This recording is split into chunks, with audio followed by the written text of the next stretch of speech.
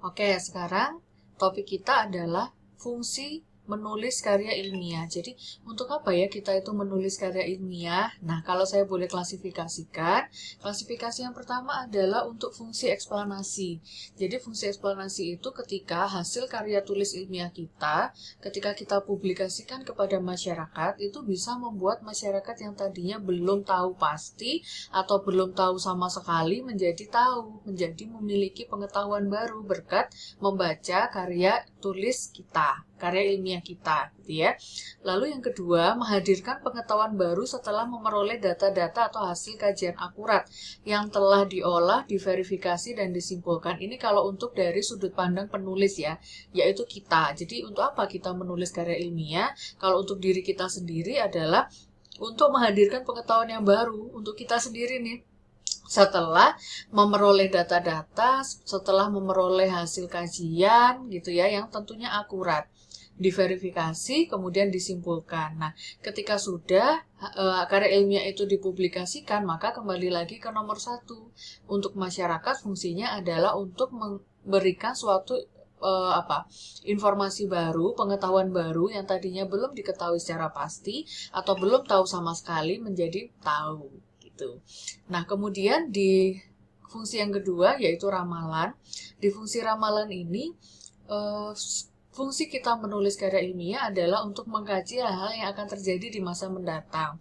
Jadi, misalnya nih, sekarang kita sedang menulis karya ilmiah tentang pemanfaatan misalnya pemanfaatan ekstrak ekstrak buah-buahan sebagai bahan pewarna alami. Ini untuk yang bidangnya batik ya. Jadi membatik itu supaya tidak menggunakan cat-cat yang kimia, maka sekarang mulai diekstrak dari buah-buahan yang sifatnya lebih alami, misalnya seperti itu. Nah, ketika kita melakukan penelitian atau melakukan hasil kajian tentang ekstrak pewarna alami dari buah-buahan, kemudian hasilnya kita tulis menjadi sebuah karya ilmiah, maka itu sifatnya adalah untuk mengkaji hal-hal yang akan terjadi di masa mendatang. Jadi masa mendatang itu dalam dunia tekstil batik, kalau semua bahan pewarna itu diubah dari yang tadinya kimia menjadi yang bersifat alami, itu kira-kira di masa mendatang apa yang akan terjadi.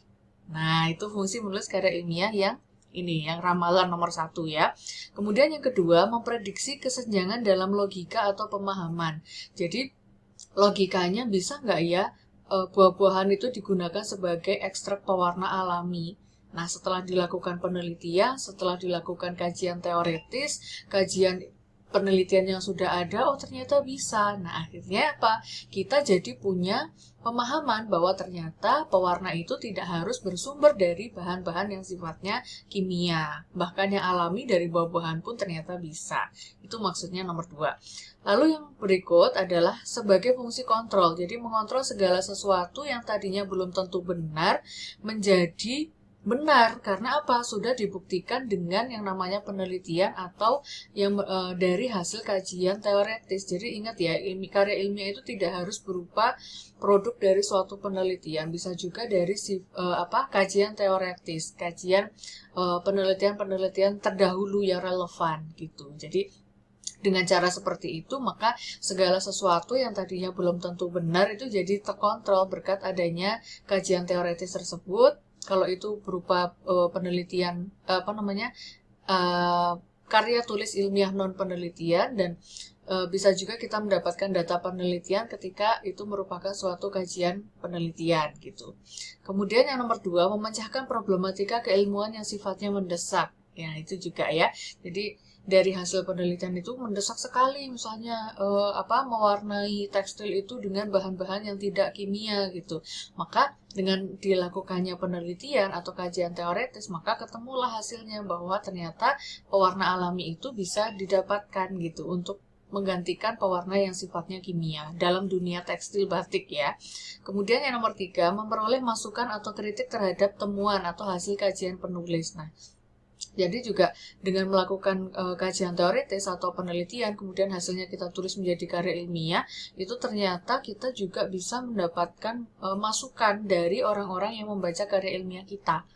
Gitu, bahwa masukannya misalnya nih, kalau pewarna alami itu warnanya akan lebih pudar gitu ya, dibandingkan dengan yang kimia. Nah, maka masukan ke depannya perlu dilakukan penelitian lagi dong untuk membuat bahan pewarna alami tekstil yang berasal dari buah-buahan itu warnanya sebagus jika menggunakan warna kimia, misalnya seperti itu.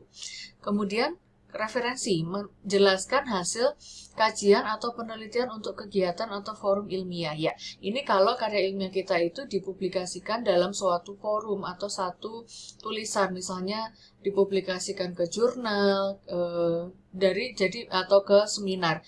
Kalau kita publikasi ke jurnal atau seminar, maka kita itu hendak menyampaikan hasil penelitian atau hasil kajian kita kepada orang lain, gitu ya. Kemudian yang nomor 2, memberikan bahan tinjauan pustaka atau media pengembangan pengetahuan untuk kebutuhan berbagai disiplin ilmu. Ini loh enaknya kalau kita itu menulis karya ilmiah. Jadi hasil karya kita itu ketika dipublikasikan, maka itu akan menjadi bahan tinjauan pustaka untuk penelitian selanjutnya atau untuk kajian konseptual selanjutnya untuk orang lain tentunya yang bidang penelitian atau kajiannya relevan dengan bidang yang sudah kita tulis dan publikasikan tadi. Kemudian edukasi, meningkatkan wawasan keilmuan sesuai bidang. Nah, ini siapa yang ditingkatkan wawasan keilmuannya? Ya, kita sendiri dan juga orang lain yang membaca hasil karya ilmiah kita. Dengan kita banyak menulis, kita banyak mengkaji, kita banyak meneliti, wawasan keilmuan kita bertambah kan ya. Kemudian tadi diberikan kritik oleh orang lain, maka akan menjadikan kita akan lebih, penelitian saya yang ini ternyata masih ada saran dan kritik dari masyarakat. Maka berikutnya saya harus melakukan penelitian lanjutan nih. Saya harus melakukan kajian teoritis lanjutan nih. Kalau itu bukan berupa artikel penelitian ya. Gitu. Jadi kita akan, wawasan kita dengan seperti itu akan semakin bertambah gitu. Karena namanya menulis ilmiah dan melakukan kegiatan ilmiah, penelitian, mengkaji teoretis, kajian konseptual itu nggak pernah ada habisnya. Kemudian yang nomor 2, menyempurnakan konsep-konsep yang dipelajari sebelumnya tadi itu ya. Jadi pewarna alami ternyata warnanya lebih pudar, maka saya harus melakukan penelitian lagi nih untuk membuat warna ini akan lebih tajam, setajam kalau pewarna itu berasal dari bahan kimia. Nah, akhirnya apa? Kita secara konsep-konsep sebelum yang sudah kita temukan sebelumnya itu akan disempurnakan gitu. Kemudian memperkaya ilmu pengetahuan tadi sudah, dan meningkatkan kemampuan berpikir kritis. Banyak orang yang menganggap bahwa mencari topik karya ilmiah itu sulit, padahal enggak. Selama diri kita itu peka sama kritis terhadap lingkungan sekitar. Misalnya itu tadi, mewarna tekstil kok selalu menggunakan bahan kimia ya, itu apakah tidak berbahaya kepada pembatiknya misalnya seperti itu, maka dan pemakai batik gitu ya, maka kemudian kita kritis, coba sih saya bikin pewarna dari dari buah-buahan misalnya, atau dari tumbuhan, bisa nggak ya gitu. Jadi kalau tumbuhan selama ini dibuatnya cincau ya, dari daun cincau dibuat jadi cincau makanan, nah coba sekarang tumbuhan cincau itu bisa nggak ya digunakan sebagai pewarna alami pada tekstil. Nah itu jadi kritis yang penting ya.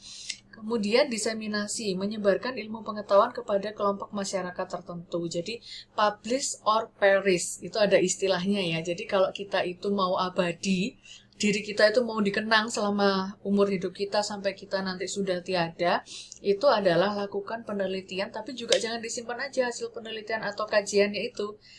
Publikasikan supaya apa? Masyarakat bisa mendapatkan manfaat ilmu pengetahuan baru untuk dari hasil membaca karya kita, karya ilmiah kita. Ya, untuk diri kita sendiri dengan menulis karya ilmiah maka kita akan dikenang dalam keabadian gitu. Kita akan dikenang selamanya berkat tulisan kita yang kita publikasikan. Lalu untuk diri kita sendiri juga kita akan terus terpacu untuk selalu berpikir kritis, meneliti, mengkaji fenomena-fenomena yang ada di sekitar untuk kebutuhan peningkatan pengetahuan kita sendiri, pengalaman kita sendiri, kemampuan berpikir kritis kita sendiri, dan juga kemampuan dan juga kita memberikan sumbangan wawasan dan juga ilmu pengetahuan kepada orang lain. Itu dia fungsi menulis karya ilmiah.